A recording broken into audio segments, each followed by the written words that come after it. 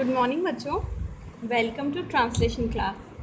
आज की क्लास में हम सॉल्व करेंगे वर्कशीट नंबर 7। और वर्कशीट नंबर 7 में हमको क्या सीखना है? हमको सीखना है एक कंजंक्शन जिसका नाम है एज वेल एज। उसका यूज़ सेंटेंसेस में हम कैसे करते हैं। फिर से रिपीट करती हूँ, वर्कशीट नंबर 7 में आज हम एक कंजंक्शन के बारे में पढ़ेंगे।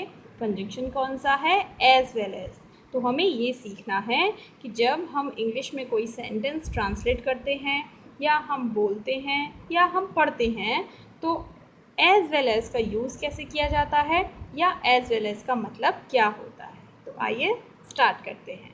देखिए, एज वेल एज एक कंजंक्शन है जिसका मतलब होता है साथ ही साथ, या केवल साथ ही भी हो सकता है। ज़रूरी नहीं है कि साथ ही साथ निकले, केवल साथ ही भी हो सकता है। बेसिक मतलब क्या है इसका? बेसिक मतलब ये है कि अगर आपके अंदर कोई क्वालिटी है, एक कोई क्वालिटी है और उसके साथ साथ कोई दूसरी भी क्वालिटी है, तो बोलने में आ रहा है ना साथ साथ। जैसे कि आप अमीर हैं। कैसे हैं? अमीर हैं। अमीर लोगों के बारे में जनरली क्या सोचा जाता है कि जो आदमी अमीर होता है वो उतना ही ज़्यादा कंजूस होता है, लेकिन आप ऐसे नहीं हैं।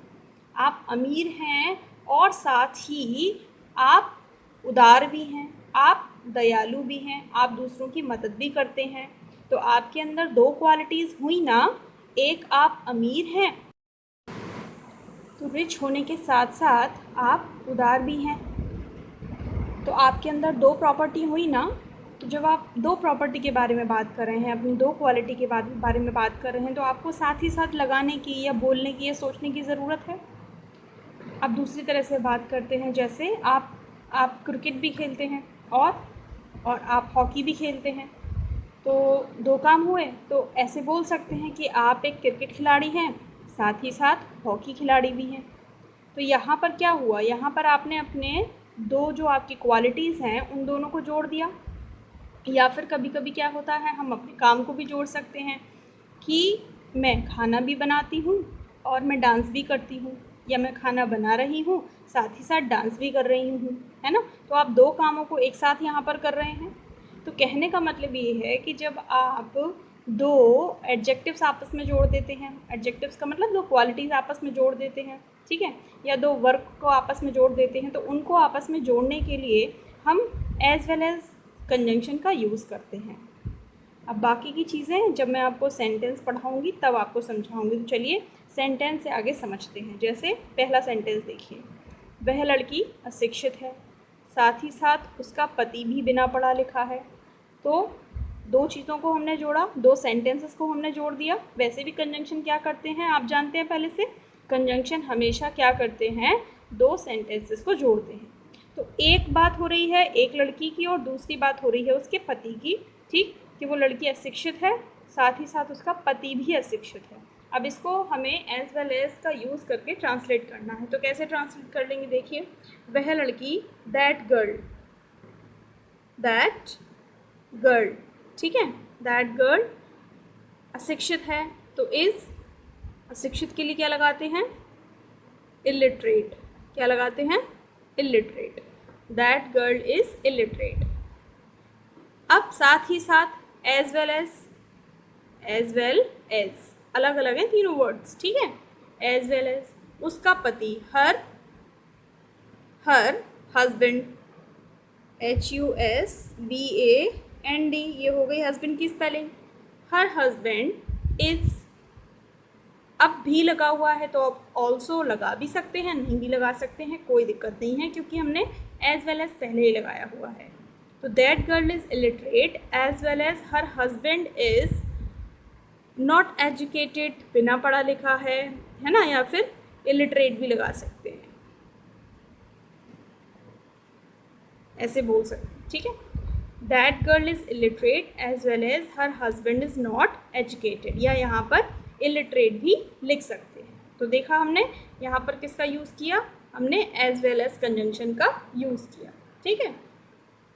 यहाँ पर एज वेल एज क्या है? यहाँ पर एज वेल एज एक कंजंक्शन है। क्या है? कंजंक्शन है। अब एक और सेंटेंस देखिए, यह इमारत काफ़ी शानदार है। एक क्वालिटी हो गई, साथ ही साथ ऊंची भी है, दूसरी क्वालिटी हो गई। पहले सेंटेंस में दो लोगों की सेम क्वालिटी की बात की थी, यहाँ क्या किया है, एक नाउन है, एक सब्जेक्ट है और उसकी दो क्वालिटी है।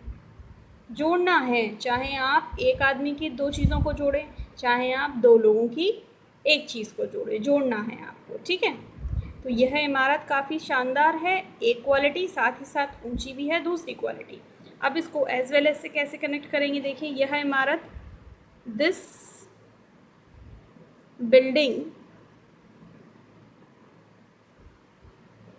काफ़ी शानदार है। इज़, काफ़ी का मतलब क्वाइट भी लगा सकते हैं, इनफ भी लगा सकते हैं, लेकिन क्वाइट अच्छा है, QUIT। This building is quite. अब शानदार के लिए इंग्लिश मैं लगा देती हूँ स्पेक्टेक्युलर, स्पेक्टेक्युलर, ठीक है। स्पेक्टेक्युलर मीन्स शानदार। This building is quite spectacular, साथ ही साथ तो as well as this building is quite spectacular, as well as ऊंची भी है, एज वेल एज, अब क्या लगाएंगे, अब यहाँ पर आप ऊंची भी लगा सकते हैं, as well as it is tall, या केवल टॉल भी लगा सकते थे, एज वेल एज टॉल ऐसे भी लगा सकते थे, ठीक है। तो this building is quite spectacular, as well as, हमने यहाँ पूरा सेंटेंस लिख दिया, बिल्डिंग के लिए इट लगाया, हेल्पिंग वर्ब लगाई और एडजेक्टिव लगा दिया, तो इट इज़ टॉल। तो यहाँ पर जो एज वेल एज का हमने यूज़ किया वो एज अ कंजंक्शन यूज़ किया, ठीक है। अब अगला सेंटेंस देखिए, तुम मेरे भाई हो, ठीक है, साथ ही साथ सबसे अच्छे दोस्त भी हो। तो यहाँ पर तुम्हारी क्वालिटी की बात की जा रही है कि तुम दो काम करते हो, एक मेरे भाई का काम करते हो और दूसरे मेरे दोस्त का भी काम करते हो। तो इसको देखिए कैसे ट्रांसलेट करेंगे, यू आर माई ब्रदर, तुम मेरे भाई हो, यू आर माई ब्रदर, इतना तो अब बना ही लेंगे। साथ ही साथ एज वेल एज मेरे सबसे अच्छे दोस्त भी हो, as well as my best friend. अब यहाँ पर हमने पूरा सेंटेंस नहीं लिखा, as well as my best friend लिख भी सकते हैं, कोई दिक्कत नहीं है। You are my brother as well as you are my best friend, ठीक। लेकिन दो दो बार लिखने से हमने अवॉइड कर दिया, क्योंकि एक ही बार लिखो तो इनफ है, सफिशियंट है। You are my brother as well as my best friend, आप इसको you are my brother as well as you are my best friend पूरा बोलना चाहते हैं तो ऐसे भी बोल सकते हैं, ठीक है। तो ये हमने यहाँ पर एज वेल एज का यूज़ एज अ कंजंक्शन फिर से कर दिया। अब अगला सेंटेंस देखते हैं। अगला सेंटेंस देखिए, वह एक न्यूज़ एंकर है, साथ ही साथ यूट्यूबर भी है, यानी कि वो न्यूज़ एंकरिंग भी करता है और साथ ही साथ यूट्यूब पर वीडियोस भी बनाता है। तो इसको ट्रांसलेट कैसे करेंगे, देखिए, he is a news anchor, news पढ़ता है तो न्यूज़ एंकर हो गया, ANCHOR, news anchor, he is a YouTuber anchor. As well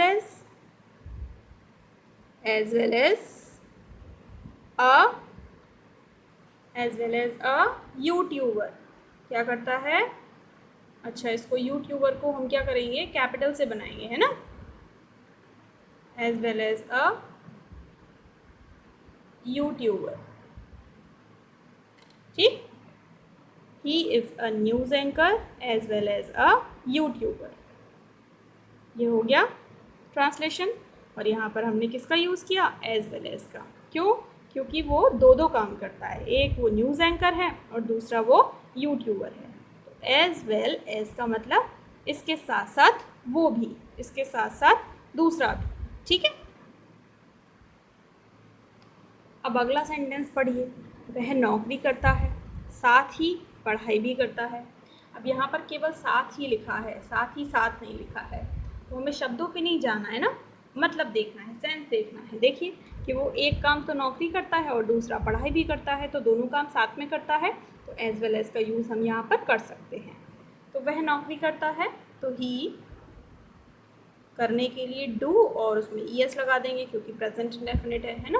तो ही does job, he does job, वो नौकरी करता है। एज वेल एज पढ़ाई भी करता है। तो स्टडी पढ़ाई करने के लिए वर्ब लगाएंगे ना यहाँ पर, स्टडी में IES लगा देंगे तो क्या हो जाएगा स्टडीज। सेंटेंस हो क्या, he does job as well as studies.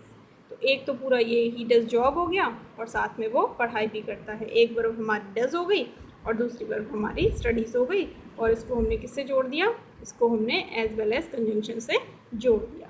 ठीक है, अगला देखिए, मोहन साथ ही साथ तुम भी अच्छे हो। अब देखो पूरा लिखते तो कैसे लिखते, मोहन भी अच्छा है साथ ही साथ तुम भी अच्छे हो। अब हमने पूरा लिखने के बजाय क्या किया, हमने इसको छोटा कर दिया, मोहन साथ ही साथ तुम भी अच्छे हो, लेकिन मतलब जो है ना इसका वो बिल्कुल सेम ही है। अब इसकी ट्रांसलेशन कैसे करेंगे देखिए, मोहन अब सेंटेंस पूरा नहीं लिखा जाएगा, अब यही लगा देंगे Mohan as well as you, Mohan और साथ ही साथ तुम। ठीक है, Mohan as well as you. अब यहाँ पर आएगी क्या, हेल्पिंग वर्ब और उसके बाद अच्छे हो, Mohan as well as you, helping verb good. ठीक, अच्छे हो के लिए गुड। अब यहाँ जो प्रॉब्लम आती है वो आती है हेल्पिंग वर्ब की। ज़्यादातर बच्चे क्या करते हैं, हेल्पिंग वर्ब में गलती कर देते हैं, वो क्या लगा देते हैं, Mohan as well as you are good, are लगा देते हैं, यहाँ पर क्या लगा देते हैं आर, जबकि हेल्पिंग वर्ब यहाँ पर आर या इज या एम नहीं आती है। जब दो सब्जेक्ट आपस में, रूल क्या कहता है, जब दो सब्जेक्ट आपस में जुड़े होते हैं किससे, एज वेल एज से, तो जो वर्ब आती है, जो हेल्पिंग वर्ब आती है वो हमेशा किसके अकॉर्डिंग आती है, जो आपका पहला वाला सब्जेक्ट होता है उसके अकॉर्डिंग आती है। तो मोहन के अकॉर्डिंग क्या आएगी यहाँ पर, मोहन के अकॉर्डिंग आएगी यहाँ पर इज। पढ़ने में ज़रूर अजीब सा लग सकता है लेकिन सही जो वर्ब है वो इज ही है, तो यहाँ पर क्या आएगी इज। तो सेंटेंस क्या बनेगा, Mohan as well as you is good. ठीक है, चलिए इस बात को और क्लियर करते हैं और एक और सेंटेंस देखते हैं। मैं और वो दोषी हैं, मतलब मैं भी दोषी हूँ और वो भी दोषी है, इसमें हमने एंड का यूज़ किया है, वो भी एक कंजंक्शन है। मैं साथ ही साथ वो भी दोषी है, यानी कि मेरे साथ साथ वो भी दोषी है, बात एक ही है, दोनों का मतलब कहने का एक ही है कि मैं भी दोषी हूँ वो भी दोषी है, लेकिन ट्रांसलेट करने का तरीका अलग है। कैसे देखिए, मैं आई और वो एंड ही, आई एंड ही दोनों, ठीक। आर दोषी के लिए टू ब्लेम, दोषी की इंग्लिश क्या लगाएंगे, to blame, I and he are to blame. यहाँ पर हमने क्या किया, यहाँ पर हमने हेल्पिंग वर्ब आर लगा दी, वो ठीक है। अब दूसरा देखते हैं, मैं साथ ही साथ वो, तो I as well as he, as well as he. तो अब यहाँ पर क्या हेल्पिंग वर्ब लगेगी, क्योंकि यहाँ पर हमने क्या किया, हमने यहाँ पर दो सब्जेक्ट, एक ही वाला सब्जेक्ट और एक ही वाला सब्जेक्ट, दोनों को जोड़ा है एज वेल एज से। जब दो सब्जेक्ट एज वेल एज से जोड़े जाते हैं तो जो वर्ब लगती है वो फर्स्ट सब्जेक्ट के अकॉर्डिंग लगती है, तो यहाँ पर जो वर्ब लगेगी वो आई के अकॉर्डिंग लगेगी और वो क्या होगी, एम। तो सेंटेंस क्या बनेगा, I as well as he am to blame. ठीक है, तो ये दोनों में बेसिक डिफरेंस है। एंड अगर लगा रहे हैं तो एंड के साथ कोई प्रॉब्लम नहीं है, आर चलेगी, है ना, क्योंकि यहाँ पर दो सब्जेक्ट माने जाएंगे अलग अलग, और यहाँ पर क्या है, एक ही सब्जेक्ट माना जाएगा और उसमें ये अटैच्ड माना जाएगा, इसलिए वर्ब आई के अकॉर्डिंग या जो पहला सब्जेक्ट होगा उसके अकॉर्डिंग लगेगी। तो I as well as he am to blame. Okay, अब एक और सेंटेंस देखिए, मेरे साथ साथ वह भी घर पर है। क्या मतलब है, मैं भी घर पर हूँ और वो भी घर पर है, तो बनेगा ऐसे ही, आई एज वेल एज शी, मैं भी घर पर हूँ वो भी घर पर है, तो I as well as she. अब हेल्पिंग वर्ब क्या लगेगी, एम, किसके अकॉर्डिंग, आई के अकॉर्डिंग, तो I as well as she am घर पर, एट होम, एट होम। ठीक है, I as well as she am at home. तो इस तरह से जो एज वेल एज के सेंटेंसेस होते हैं उन्हें हम ट्रांसलेट करते हैं। आई होप आपको अभी इनिशियल लेवल पर ये समझ में आया होगा कि एज वेल एज एक कंजंक्शन है और उसका यूज़ हम सेंटेंसेस में कैसे करते हैं। तो अब आप इन सेंटेंसेस को अपनी नोटबुक पर लिख सकते हैं, ट्रांसलेट अपने आप कीजिएगा वीडियो को बंद करके, ठीक है। पहले आप ये सब नोट कर लीजिएगा, उसके बाद अपने आप ट्रांसलेशन कीजिएगा। उसके बाद हम आपको कुछ सेंटेंसेस और देंगे जो आपको सेल्फ ही करने हैं और इनको बोलने का प्रयास भी करना है। अगले वीडियो में हम किसी और कंजंक्शन के साथ फिर मिलेंगे। Till then take care of yourself. Bye bye बच्चों।